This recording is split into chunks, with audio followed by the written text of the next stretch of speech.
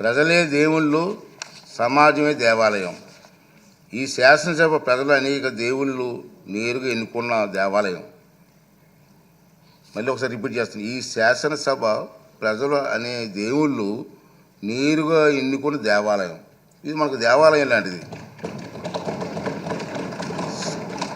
స్పీకర్గా నా బాధ్యత ఈ దేవాలయానికి నేను పూజారిగా పనిచేస్తున్నాను మాత్రమే. అంతే కదండి. దేవుడు తిరస్కరించిన వరాన్ని పూజారి నుండి ఆశించడం ఎంత తప్పు కదండి.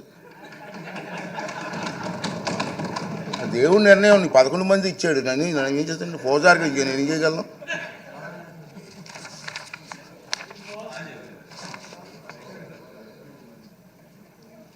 ఈ నియోజకవర్గాల్లో ప్రజలు ఈ సందర్భంగా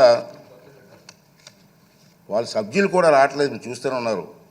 ఈ సందర్భంగా సభకు దూరంగా ఉంటున్న సభ్యులకి నా విజ్ఞప్తి ఏంటంటే, మీ నియోజకవర్గాల్లో ప్రజలు మీకు ఇచ్చిన గౌరవాన్ని, బాధ్యతను గుర్తు చేసుకోండి. మీకు సభకు దూరంగా ఉంటే మీ నియోజకవర్గాల సమస్యలు సభలో ఎవరు ప్రస్తావిస్తారు?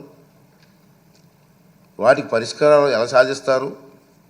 ఈ బాధ్యతను గుర్తించి మిమ్మల్ని నమ్ముకున్న మీ ప్రజల గొంతు వినిపించడానికి సభకు హాజరు కావాలని, రాజ్యాంగం మీకు అప్పగించిన బాధ్యతను సమర్థవంతంగా నిర్వహించాలని విజ్ఞప్తి చేస్తున్నాను. నమస్కారం.